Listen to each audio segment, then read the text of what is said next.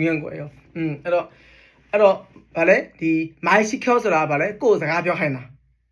ကိုယ်စကားပြောခိုင်းတာအဲ့တော့တခါကျရင်စိတ်တို့တခုအာယုံဆိုင်ရမယ်ပေါ့နော်ဥမာထားပါတော့တခုကိုမှစာလုပ်နေတယ်လို့နော်တခုကိုအာယုံဆိုင်ပြီးတော့ပုတ်စာတွေအဖြေထုတ်နေတယ်လို့ဆိုလို့ရှိရင်ရမိုင်းရှိခိကြီးမှာဘယ်လိုလဲမိုင်းရှိခိကြီးမှာငါ့ကိုစကားလာမပြောနဲ့နော်ငါ့ကိုစကားလာမပြောနဲ့ငါ့ကိုစကားလာမပြောနဲ့ပြောချင်တာကတော့စကားလာမပြောခိုင်းနေပေါ့ဟုတ်လားဘာလို့သူတခုခုမေးတာဖြစ်ပြောတာဖြစ်အအစလုပ်ပေးရတော့မယ်လေကိုဒီမှာအာယုံအပြည့်ဆိုင်နေတဲ့အချိန်မှာလာပြီးကိုလောက်ပြီဆိုလို့ရှိရင်ငကိုတွေကတချို့လူတွေကဟိုမရဘူး multi မရ multi ဟုတ်လား multi စားပါလဲဆွဲဆုံးဒီဟာလည်းရတယ်ဟိုကလည်းကျွမ်းတယ်အဲ့လိုမျိုးရတယ်သိမလားဟာကာမောင်းနဲ့တရှင်းထားမှာတော့ကာမောင်းနဲ့ဘေးလူနဲ့စကားပြောတာတော့ကာမောင်းနဲ့မှာစာပို့နေတာတော့အဲ့လိုလူတွေက multi ရတယ် multi ဒါပေမဲ့တခုရှိတယ် multi task ကလေကောင်းလဲကောင်းမယ်မကောင်းတဲ့ခါကျတခုခုမှလို့ထူးချွန်ဖြစ်လာတယ်မရှိဘူးအာယုံပြည့်မဆိုင်နေတဲ့ခါကျတော့လေသိလားအဲ့လိုမျိုးတွေကျွန်တော်ပြောဖို့တယ်မလားကျွန်တော်ကဆယ်တန်းပြီးကြတဲ့ကျွန်တော်အင်္ဂလိပ်စာနဲ့ကိုရီးယားစာတွဲလေးလာဒါပေမဲ့ဘယ်မှမထူးချွန်ဘူးအင်္ဂလိပ်စာလည်းမရဘူးရနည်းနည်းပါကိုရီးယားကနည်းနည်းပါအဲ့တော့မဖြစ်သေးဘူးငါတခုတော့ငါထုံးပေါအောင်လုပ်မယ်ဆိုပြီးတော့အင်္ဂလိပ်စာကိုလုံးဝဖိုကီ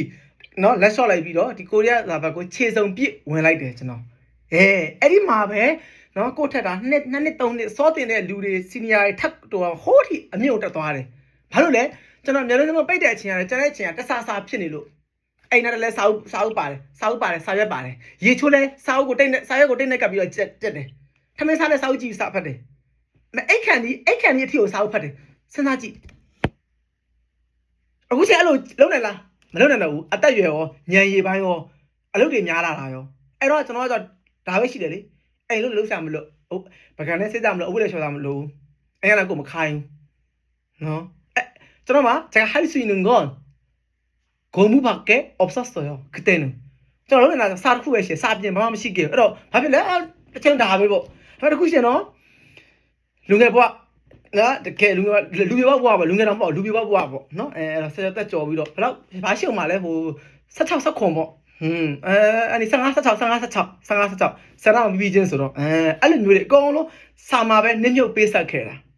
저의 젊은 시절을 바쳤어. 맞지만 바치다 소라 바빌အကုန်လုံးပိတ်ဆက်ထားတယ်ဒီမှာအကုန်လုံးပိတ်ဆက်ထား바치다 내 젊은 시절을 여기에 다 바쳤어 저의နော်ငယ်စဉ်ဘဝငယ်ရဲ့ဘဝကိုငယ်ရဲ့နုပြိုမှုတွေအကုန်လုံးအဲ့မှာကျွန်တော်အကုန်ပိတ်ဆက်ထားတယ်အဲ့တော့အဲ့လိုဟာတွေ 그런 노력이 있었기에 အဲ့လိုကြိုးစားမှုရှိခဲ့တဲ့ကြောင့်မို့ဒီနေ့အောင်မြတ်ဆိုတာရှိလာတာ 오늘의 제가 있는 거예요 ဒီနေ့ကျွန်တော်ဒီလိုနေရာထိရောက်အောင်တိုးဖို့နဲ့အဲ့ရဲ့ foundation လေးတွေပေါ့သိလားအဲ့ဒါနောက်ထပ်မရအောင်ဒါပေမဲ့အခုချိန်ပြန်ကြိုးစားနေတာတော့လုံးဝမကြိုးစားနိုင်ဘူးမရတော့တာအခြေလည်းမတူတော့ဘူးလေတက်လားနော်လုံးဝကြီးကွာချသွားတယ်အဲ့လောက်ထိတကယ်မလုပ်နိုင်တော့အဲ့လောက်ထိတယ်ဒါပေမဲ့အခုချိန်မှာအဲ့လိုသာလုပ်ကြည့်လုံးဝအစင်ပြေကြည့်တဲ့ချမ်းသာမှာပေးတာကိုကျွန်တော်သိတယ်ဒါပေမဲ့တမလားလူကအဲ့လောက်ထိကိုကဘာဖြစ်တော့တဲကမှလည်းမူတော့ဆို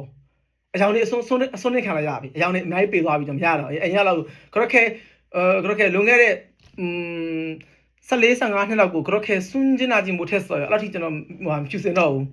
호시나로 말해. nghệ sinh 그래가 유다 휴생해.ဟုတ်တယ် nghệ sinh 그래ကြီးလာရင်မပါတော့ဘူးမဆိုင်တော့အရောင်နေပေးသွားပြီအစွန်းတင်နေအဲ့ဒါတိမကြိုးစားနိုင်တော့တကယ်ပဲတာနော်စိတ်ရိုင်းနေဝင်လာပြီဟုတ်လားအလုပ်တွေများလာပြီနော်အဲ့လိုမျိုးအဲ့တော့ပတ်စံတော့မဟုတ်ဘူးစာဒါငါရဲ့လွတ်မြောက်လမ်းနော်ငါရဲ့ထိုက်ချူကူငါရဲ့ယူရန်စိုက်ကြီးရာဒါငါရဲ့တခုဒီတော့လွတ်မြောက်ရလမ်းရှင်းတန်ရလမ်းမှတ်တာနော်စိုက်ကြီးတာဗါတယ်ပဲရှင်းတန်ရလမ်းဒီမှာစားတာအသက်ရှင်နေဆိုတော့ဥစ္စာစိုက်ကြီးယူရန်စိုက်ကြီးဆို only ယူရတာတော့တခုဒီတော့နော်နာရဲ့ယူရန်စိုက်ကြီးရာတခုဒီတော့ရှင်းတန်ရလမ်းလွတ်မြောက်ရလမ်းတခုဒီတော့ယူရန်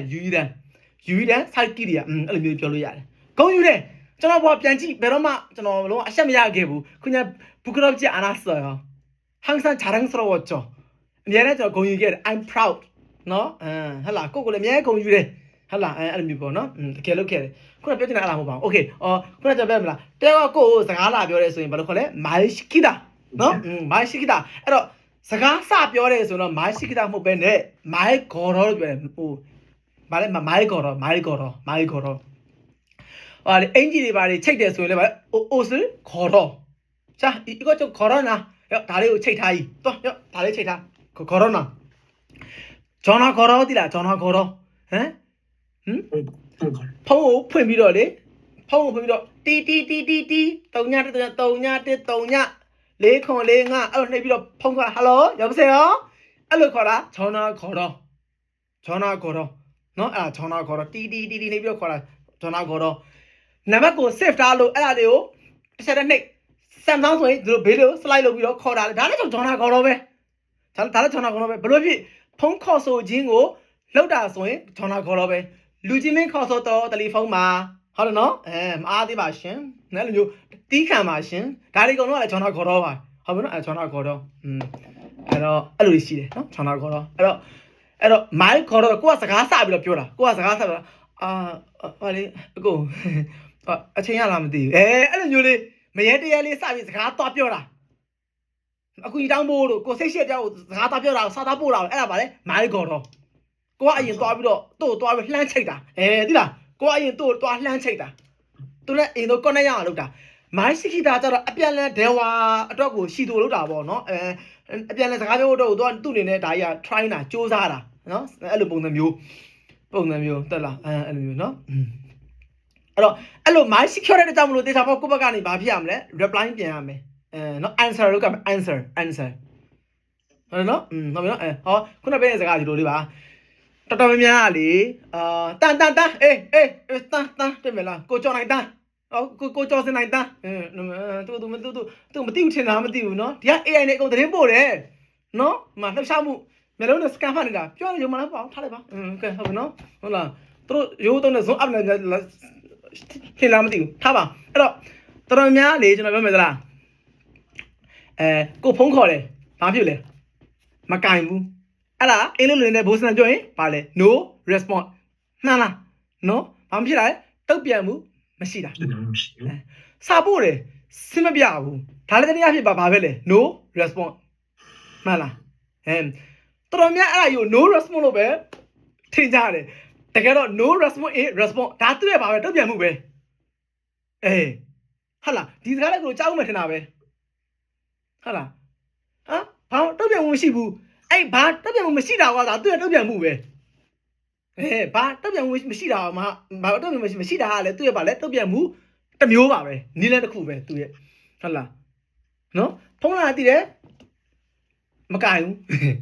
ထားလိုက်တယ်မကင်ဘူးစာပို့တယ်မြင်တယ်အပေါ်တွေကဖတ်လိုက်တယ်တားများတော့ဖတ်လို့မရတော့ဘူးဟုတ်လားတမင်ပြန်ဘူးဒါလည်းတွေ့ပါပဲလေတုတ်ပြန်မှုတစ်ခုပဲဟုတ်လားတော်များအဲ့ဒါကိုလေဟာတုတ်ပြန်မှုမရှိဘူးငါဘာအရင်မလုပ်ဘူးမဟုတ်ဘူးဒါတုတ်ပြန်မှု silent တုတ်ပြန် silent လုံးဝ silent တုတ်ပြန်တာမြူထားတာကိုလို့အဲ့လိုမျိုးတွေပေါ့နော်အဲ့တော့တော်များမဟုတ်ဘူးတက်လားဒါလည်းတုတ်ပြန်မှုတစ်ခုပါပဲနော်အဲ့လိုပြောချင်လို့ပါ자ကျွန်တော်ခေခေ하고 싶었어요နော်အဲ့ဒါမလို့အခုလို့လေဘလို့ပဲဖြစ်ငါဘဝမှာတစ်ချိန်တစ်ခါတော့ဖြစ်ငါတကယ်စူးစမ်းခဲ့တယ်ငါတကယ်လုပ်ခဲ့တယ်ငါအစွမ်းကုန်စူးစမ်းခဲ့တယ်ဟိုရှင်းကြောက်ဘူးလားဟိုပဲလေငါအစွမ်းကုန်ချစ်ခဲ့တယ်ကြောက်ဘူးမလားအဲ့တော့ဘဝမှာတခုခုတစ်ချိန်တစ်ခါတော့ဖြစ်ကိုအစွမ်းကုန်လုပ်ခဲ့တယ်အားထုတ်ခဲ့တယ်ဆိုတာမျိုးလို့နောက်ကိုယ့်ရဲ့မျိုးဆက်နောက်လာနောက်သားတွေကိုပြောလို့ရအောင်စကားတွေချန်လို့ရအောင်တစ်ခါတော့ပဲစူးစမ်းကြည့်ပါဟမ်ဘမန်ညာမလို့ဟမ်ဘမန်နော်တားလေးဖေးဘွားမှာတာသမီးအမေလေးလို့နော်စူးစမ်းခဲ့တာအဲ့လိုဂုံယုံကြောတာလက်မထောင်ပြီးတော့ပြောနေလို့ရအောင်အဲ့လိုထိတမိုင်းနေခြံခဲ့ပါအဲ့တမအခုစရေးလို့ရတယ်နော်지금 여러분이 그 역사로 지금 처음 쓰고 있는 거예요. 이 history 고 얘네다 그거로 그걸 란네 그거랑 얘네다. 되게 뭐라 이거가. 다 마모리만 뭐 모리를 빼라 뭐 보잖아. 너? 다 라시 시인서 버거리 아니 하고 좀 빼빼아니다. 마모리만 뭐. 아이 또 마음 그거 이해로 해야 돼. 너? 저는 아이 까라 시게 저한테는 그런 시절이 있었어요. 그런 노력이 있었어요. 아다 저는 오지 마. 너무ပြောလို့ရတယ်တကယ်လုပ်ခဲ့တာတကယ်လုပ်ခဲ့တာအသေးချေလုပ်ခဲ့တာတကယ်လုပ်ခဲ့တာတကယ်နော်အဲ့တော့ကလေတင်မလားဘာဖုန်းနဲ့မကင်နိုင်အဲ့တော့ဖုန်းနဲ့ပုတ်လို့မရဘူး TikTok တို့ YouTube တို့ Facebook ဆိုတာလည်းအကောင့် Facebook ကောက်တော့မရှိသေးဘူးကျွန်တော် Facebook ကောက်2013မှာကျွန်တော်စဖွင့်တာရုံလားမသိဘူးနော်2013မှာစဖွင့်တာဘာပုံကလည်းမတင်တတ်ဘူးအဲ့တော့လည်းမသုံးတတ်ဘူးနော်အဲ့တော့အဲ့ရှိတိုင်းကကျွန်တော်ဖုန်းနဲ့မကင်နိုင်ဘူးဘာ Facebook ဘာမှမရှိခဲ့ဘူးဆိုတော့စောက်ပဲရှိတယ်လေ အခုလိုမျိုး page တွေပတ်တယ်လည်းဘာမှမရှိဘူးဘာ internet online တွေလည်းမရှိဘူးဆိုတော့ဒီစာပဲလုပ်ခဲ့ရတာအဲ့ဘွားတွေတခါကျပြန်တော့လွမ်းမိတာတခါကြာရင်လीနော်အဲ့လိုမျိုးတခါကြာရင်လေအဲ့လိုမျိုးဘယ်လိုခေါ်မလဲပတ်ဝန်းကျင်ပေါ့နော်အဲ့လိုအစင်ပြေမှုကပဲကိုတွေကိုဒီမျိုးတွေတိုးတက်အောင်လုပ်နိုင်ခဲ့တာပေါ့ဒါမျိုးလေးတွေပေါ့သိလားနော်ကြားဘူးတယ်မလားဟိုကလေဒီမြန်မာနိုင်ငံကကလေးတွေကကျတော့တခြားနိုင်ငံသားကလေးတွေဆိုဘောလုံးကန်တဲ့အခါမှာဟိုလိုမျိုးကြီးဘောလုံးဖက်အကောင်းသားတွေလည်းမရှိဘူးလေဟုတ်တယ်မလားခြေပြောင်နဲ့ပဲမိုးရတယ်မှာဘောလုံးကန်တာတော့6တက်အကွဲပြဲတမအဲ့တော့သူများနဲ့ရှင်လို့ရှိရင်တကယ်မိုးရတဲ့မှာဘောလုံးကန်တာမျိုးတို့ခြေပြောင်နဲ့ကန်တာဆိုရင်ကိုရီညီမလည်းအချက်မှာဘာဖြစ်သွားအားတာသွားတယ်အဲ့တော့အဲ့အားနဲ့ချက်ကကိုယ့်ရဲ့တစ်ချိန်အခုချိန်မှာအားတာမှုပြန်ဖြစ်လာတယ်ဒါမျိုးလေးတွေပေါ့နော်အဲ့တော့ကျွန်တော်ကအစံပြေဘူးဘာဖုန်းမှလည်းမကင်နိုင်ဘာမှလည်းမရှိခက်ကစဉ်းစားကြည့်လေနော်2017စနစ်ဆိုဘာရှိအောင်မလဲနော်ဘာရှိအောင်မလဲနော်တက်တော့ပေါ်လာဘယ်တော့ပေါ်လာလဲစဉ်းစားကြည့်ပြန်ပြီးတော့နော်အဲ့လိုမျိုးဖြစ်တဲ့အတွက်ကြောင့်မလို့အဲ့လိုမျိုးတွေချုပ်တဲ့မှုတွေအစီမျိုးတွေငါ့ကိုတန်ပါစေတယ်အဲ့တော့ဒီစကားလေးရှိပါတယ်အဲ့ဒါလေးမှတ်ထားပါအဲ့ပြောပြီးဒီဟာလေးအဆုံးသတ်မယ်နော်ဘာလို့လဲ나를 죽이지 못하는 고통이 나를 강하게 만든다. 나우 때양 맞다 나인데 나 지금 웨트나리아 나우 뽑이러 따마지래. 아초야 독학 생에 빼면 물이 심해. 하러너? 나래래. 알아 그룹 뼈면 뺑 뭐 삐아야 뺑 나 지금 물이 웨트나리. 다음에 애 나 지금 고 대화라. 어? မသိပါဘူးအချက်တေးအောင်ခံစားရတာအဲ့နေသေးသွားလားပြောနေတင်သူတို့စားဝင်ပြောလို့ရမှာမဟုတ်ဘူးလေ그래서 죽었어? 안 죽었잖아 어? 그래 죽으만큼 아픈 거지 어? 때문에 간사하라 때루 몇번 간사하게라 근데 때와라 때와우 리 뭐들 니가 그 변연해야 리အဲ့ကြောင့်မလို့ငါ့ကိုတေးအောင်မတက်နိုင်တဲ့နာကျင်မှုဝေဒနာတွေဖြစ်တယ်ငါ့ကိုပို့ပြီးတော့တန်မာစေတယ်ကျွန်တော်အဲ့တော့လည်းဘာဘသူစပို့မှမရှိခဲ့ဘူးနော်မိဘစပို့လည်းမရှိဘူးဆက်ဆမတာကိုနော်ဟိုဖြစ်ပြီးတာဟိုလကားတက်ခိုင်းတာပေါ့နော်ပတ်စံလည်းမပေးနိုင်ဘူးလေပတ်စံမပေးနိုင်ဘူးနော်မဲတီလာရှင်ဖွားတီလာရှင်ကစာသူ့အလူခံထားတဲ့စောက်တွေဘောပဲကျွန်တော်ပြန်ပြီးတော့စွန့်ကျဲတယ်ရော့တခါလေးစာစူးစားတယ်အဲ့လိုမျိုးကိုတကယ်လို့တဲ့အခါကျတော့သူတို့နော်ဒီတောင်နာဘောင်ကလူရတော့မကိုလို့စွန့်ကျဲတယ်ပြန်စွန့်ကျဲတယ်အဲ့ဆရာလည်းကိုရီးယားရောက်နေတယ်ကိုရီးယားရေစက်တွေနော်ကောင်းတော့မတွေ့ရသေးပါဘူးနော်အဝေးမှာဆိုတော့ဟုတ်လားအဲ့လိုမျိုးတွေနှစ်မသားမတွေ့ရကြပြီဆိုတော့လေနော်အဲ့လိုမျိုးတွေတကယ်ဘဝမှာအမှတ်တရနော်အဲ့လိုမျိုးနော်အဲ့တော့ပို့ကြိုးစားရမယ်ငါတို့မျိုးယုံကြည်လို့ရှိတယ်အားပေးလို့ရှိတယ်ဆိုတော့ဥစ္စာမျိုးအဲ့တော့တခုဆိုမှတ်ထားပါဘလောက်ပဲပင်မနေပါစေဆင်းရဲနေပါစေလက်လျှော့နေခြင်းပါစေအောင်တော့နော်အဲ့ရတဲ့ကိုယ်တခြားတခုတော့တရားမတတ်နိုင်ဘူးဒီဝေဒနာတဘာဖြစ်မတော့ကိုသိမတော်ဘူးရှင်းလားသိမတော်ဘူးတရားလဲကိုမလုံနိုင်ဘူးမတတ်နိုင်ဘူးဘလောက်ပဲပင်မဆင်းရဲနေပါစေဘလောက်ပဲစိတ်ညစ်နေပါစေအဲ့တော့ငါ့ကိုတရားမတတ်နိုင်တဲ့နာကျင်ဝေဒနာတွေကငါ့ဘာဖြစ်လဲပို့ပြီးတော့တန်မာစေတယ်သူများတဲ့ပို့ပြီးတော့ strong ဖြစ်စေတယ်strong food ပေါ့အဲ့လိုမျိုးလေးဖြစ်စေတယ်အဲ့တော့အဲ့စကားလေးကကျွန်တော် TV drama ကြားရတဲ့စကားဒါပေမဲ့အဲ့စကားတကယ်တော့တားနာမည်ကြီးတဲ့စကားနော်ဘာသာမျိုးနဲ့ပြန်ထားတယ်ဘာသာမျိုးနဲ့ပြန်ထားတဲ့စကားလေးအဲ့တော့ကျွန်တော်တားကြိုက်တယ်နော်တခုခုတစ်မျိုးကပြန်포기하고 싶을 때 라셔진의 아카리 모든 거 내려놓고 싶을 때 알로 저는 hlut차진의 아카묘를 에스가리요 그 문장은 제가 좀 떠올리죠 에스가리 저는 ပြန်တွေးတယ်ညီအောင်ခေါင်းနဲ့ပေါ့အောင်ပြန်တွေးကြည့်နော်ငါ့ကိုတရားမတတ်နိုင်တဲ့နာကျင်မှုဝေဒနာတွေကငါ့ကိုပို့ပြီးတော့တတ်မာစေတယ်ဘာလို့ပြန်စင်းနေပါသေးဒါတော့ဘာဖြစ်မတော့တေမတော့ဘူးဘာတေရောင်းဘောဆုံးသွားပြီလေဘာကြိုးစားခွင့်လည်းမရှိတော့ဘူးလေဟုတ်ပြီတရားမတတ်နိုင်သေးရတော့ကိုဆက်ပြီးကြိုးစားခွင့်ရှိနေရှင်းသန်ခွင့်ရှိနေတယ်အောင်မြင်ခွင့်ရှိနေသေးတယ်အဲ့တော့ကိုကံကြမ္မာရဲ့နော်ဖန်ဆင်းရှင်ကကိုတိုင်းပါပဲကိုတိုင်းပါပဲအဲ့တော့နောက်တစ်ခုရှိရနော်အဲ့တော့ဟိုနတ်ကိုဘယ်လိုခေါ်လဲနတ်ကိုဘယ်လိုခေါ်လဲနတ်ဥဒ္ဒရှင်ဟုတ်တယ်တစ်လုံးနဲ့နတ်မြန်မာလိုကလည်းနက်ကတစ်လုံးနဲ့ကိုတဲ့နက်ကလည်းရှင်ကိုတိုင်းဘယ်လိုခေါ်လဲကိုတိုင်းစားနှလုံးနဲ့ဂျာရှင်ဂျာရှင်အဲ့တော့ကိုရီးယားလည်းဘာပဲလဲနတ်ပဲကိုကံကြမ္မာကိုစီရင်ခွင့်ရှိတယ်ကိုကံကြမ္မာကိုပြောင်းလဲခွင့်ရှိတယ်ကို life ကိုကြိုက်တယ်လို့မျိုး နော်လောက်ခွင့်ရှိတယ်ကိုယ်လည်းနက်တယ်လို့ဆွမ်းရှိပါတယ်ဝီတို့ရှိနေရ무슨신 자신 자신 자신이 만들 수가 있어요 여러분 인생을 여러분 운명을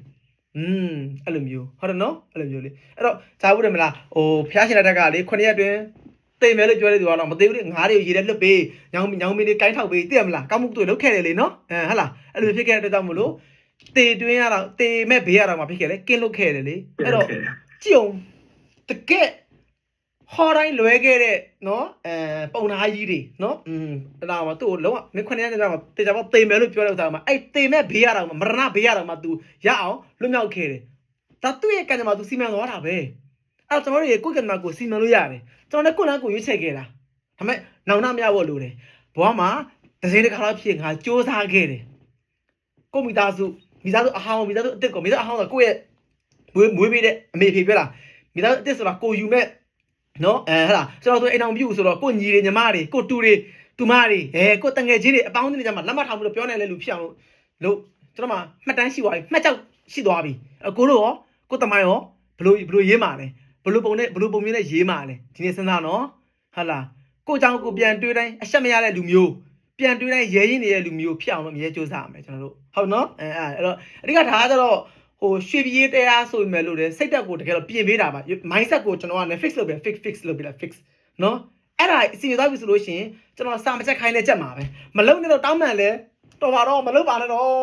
တောင်းမှန်ပါလေရှိခိုးပါတယ်ဟုတ်လားနော်အတွင်း39နှစ်အပြင်39နှစ်ကိုတိုင်းတယ်ပါတယ်လို့ပြောလဲချက်မှာပဲဘာလို့တိသွားပြီငါဘာလို့မှတော့တိသွားပြီကိုဘာလို့မှတော့တိသွားပြီကျွန်တော်တားလည်းမရတော့ဘူးကျွန်တော်အဲ့လိုမရှိခဲ့တာဟုတ်ဘယ်သူမှတားလို့မရဘူးတောင်းငင်းကြပြောတယ်နင်ယူရင်ယူမယူရင်ထူးမယ်ကျွန်တော်မယူခဲ့ဘူးကျွန်တော်ထူးခဲ့တယ်မယူလေနော်မယူထူးခဲ့တယ်ထူးချခဲ့တယ်ဟုတ်ပြီနော်အဲ့ဒါမလို့အကိုတို့တွေလည်းနော်ထူးခြားတဲ့ကြိုးစားမှုတွေလုပ်ပါလို့ဒီကတိုက်တွန်းချင်တယ်နော်ဟုတ်ပြီโอเคကျေးဇူးတင်တယ်ကြာအဲ့တော့ဘာဖြစ်လဲဆိုရင်နံပါတ်21ကဟက်ကလျောရောကုန်တယ်နော်နော်ဟက်ကလျောအဲ့ဒါကျွန်တော်ဖတ်ထားတဲ့စာအုပ်ပြဟာတွေကိုဖြတ်တန်းခဲ့ကျွန်တော်ဘဝရဲ့တမိုင်းကြောင်းတွေပေါင်းဆက်ပြီးတော့ဒါကိုကျွန်တော်ရေုံပြောမယ်အခုလည်းလုပ်ပါကြိုးစားပါအားလုံးအားပေးနေပါတယ်여러분 꿈을 제가 응원하겠습니다. 그래အိမ်မက်တွေစိတ်ကူးအိမ်မက်တွေကိုကျွန်တော်အားပေးနေပါမယ်။နော် I'm support your dreams. 그래အိမ်မက်တွေကိုကျွန်တော် support လုပ်ပေးမယ်။နော်အများနဲ့ support လုပ်ပေးမယ်အများနဲ့အားပေးနေမယ်။ဟုတ်လားအသင့်ရှိနေမယ် ready နော် ready ဖြစ်နေမယ်။ Okay တော့အခုလည်းလုပ်ပါ။အဲ့တော့ okay အားလုံးပဲကျေးဇူးတင်တယ်။ကဲတော့ဟက်ကလေးရောကုန်ပြီရှုပ်ကုန်ပြီ confuse ပေါ့ confuse နော်ခဏလာဆိုကွာများဒုက္ခပဲသွားပြီပြဿနာပဲနံပါတ်23 24ဆိုဖို့အတွက်ကိုကျွန်တော်တို့ကိုပြေးဆောင်ကြော်ဖိတ်ခေါ်ချင်ပါတယ်ကဲလာပါကို